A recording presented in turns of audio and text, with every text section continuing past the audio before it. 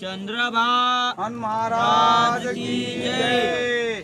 नमस्कार, मी संकेत वानकडे आपणा सर्वांचे आपले YouTube channel digital agro academy वरती मनपूर्वक स्वागत करतो।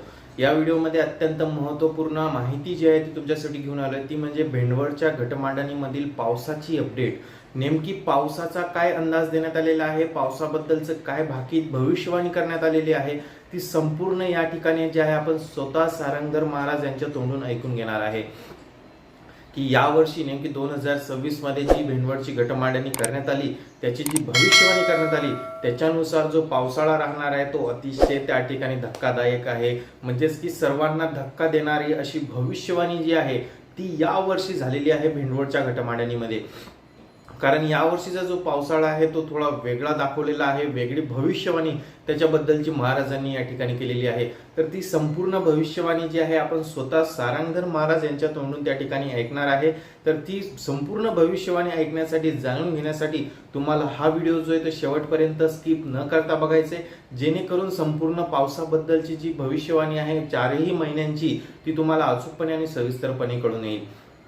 आणि आतापर्यंत जर तुम्ही आपल्या चॅनलवरती डिजिटल ॲग्रो अकॅडमी या चॅनलवरती नवीन असाल तर सर्वात आधी जाऊन आपल्या चॅनलला सबस्क्राईब करून घ्या, नोटिफिकेशन बेलला क्लिक करा, जेणेकरून असेच नवनवीन ज्या माहितीपूर्ण व्हिडिओ जे आहेत ते तुम्हाला सर्वात आधी मिळत जातील।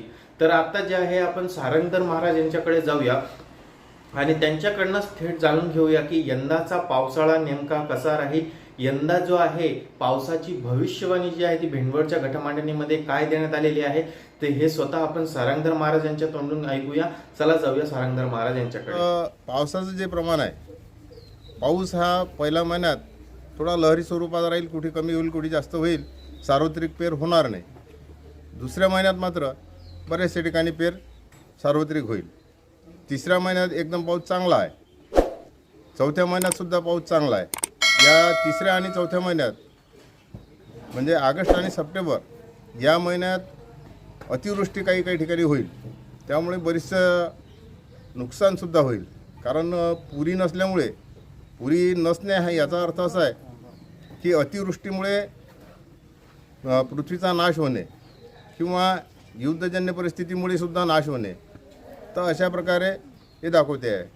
तर अशा प्रकारे जे आहे सारंगधर महाराज यांनी सांगितलेलं आहे की यंदाचा 2026चा पावसाळा नेमका कसा राहील, त्यामध्ये जून, जुलै, ऑगस्ट आणि सप्टेंबर 4ही महिन्यांचं त्यांनी भविष्यवाणी भाकीत जे आहे ते या ठिकाणी वर्तवलेलं आहे। जे भेंडवळच्या घटमांडणीमध्ये त्यांनी त्या ठिकाणी निरीक्षण करून जे पाहिलंय त्यावरनं त्यांनी ही भविष्यवाणी त्या ठिकाणी दिलेली आहे। आणि यंदाची भविष्यवाणी थोडी आगळी वेगळी आहे, चिंताजनक त्या ठिकाणी आहे। कारण याच्यामध्ये महाराजांनी सांगत असताना पहिला महिना म्हणजे जून महिना हा त्या ठिकाणी अनिश्चित पावसाचा सांगितलेला आहे, लहरी स्वरूपाचा सांगितलेला आहे। म्हणजे काही ठिकाणी बरसेल तर काही ठिकाणी बरसणार नाही आणि पूर्णपणे पेरण्या, सार्वत्रिक पेरण्या त्या ठिकाणी होणार नाहीत पहिल्या महिन्यात, हे त्यांनी पहिल्या महिन्याचं या ठिकाणी भाकीत सांगितलेलं आहे।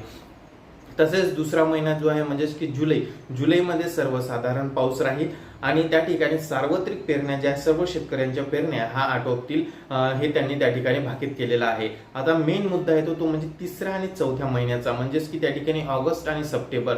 तर ऑगस्ट आणि सप्टेंबर महिन्याचं महाराजांनी सांगत असताना त्या ठिकाणी सांगितलंय की पाऊस चांगला राहील, मात्र अनेक ठिकाणी अतिवृष्टी त्या ठिकाणी होईल। अतिवृष्टीमुळे जे आहेत अनेक त्या ठिकाणी नुकसान होईल, अनेक त्या ठिकाणी जे आहे संकट जी आहेत ती संकट येतील। आणि या ठिकाणी जे आहे यावर्षी पुरी गायब होती, घटामधनं पुरी गायब होती, त्यावरनं महाराजांनी अशी भाकीत केलेलं आहे, भविष्यवाणी केलेली आहे की पुरी गायब असल्यामुळं या अतिवृष्टीचा आणि पुरीचा या ठिकाणी संबंध लागतो आणि अतिवृष्टीमुळे अनेक त्या ठिकाणी जे आहे म्हणजे नुकसान होईल, अनेक ठिकाणी जीवितहानी होईल, अशा प्रकारचं भाकीत सुद्धा त्या ठिकाणी करण्यात आलेलं आहे। कारण पुरी म्हणजे पृथ्वीचं त्या ठिकाणी संकेत असतं, प्रतीक असतं।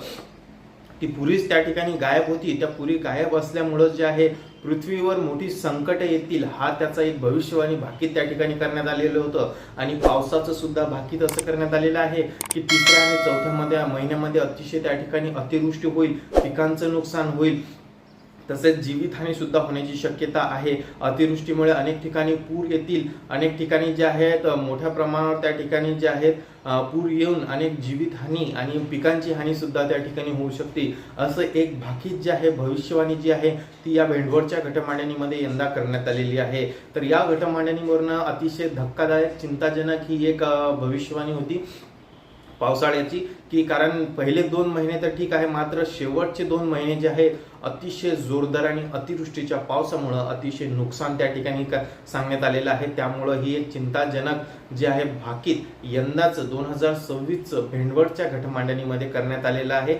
तर हेच एक भाकीत जे आहे भविष्यवाणी जी आहे ती तुमच्या समोर या ठिकाणी घेऊन आलेलो होतो, कारण ही यंदाची जी भविष्यवाणी आहे पावसाळ्याबद्दलची ही थोडी चिंताजनक होती शेतकऱ्यांसाठीच, तसेच इतर लोकांसाठी सुद्धा, सर्वांसाठी ही थोडी चिंताजनक त्या ठिकाणी भाकीत जी आहे भविष्यवाणी जी आहे ती पावसाळ्याच्या 4ही महिन्यांचं करण्यात आलेलं होतं। जून, जुलै, ऑगस्ट आणि सप्टेंबर। ऑगस्ट, सप्टेंबर अतिशय चिंताजनक हे 2 महिने राहतील। त्यामुळं आता यंदाच पावसाळ्याकडे सर्वांचे लक्ष लागून आहे की यंदाचा जो भविष्यवाणी जी करण्यात आलेली आहे भेंडवळच्या घटमांडणीमध्ये ती किती टक्के त्या ठिकाणी खरी ठरणार आहे याकडे सर्वांचं त्या ठिकाणी लक्ष लागलेलं आहे। तर हीच एक माहिती तुमच्यापर्यंत पोहोचवायची होती।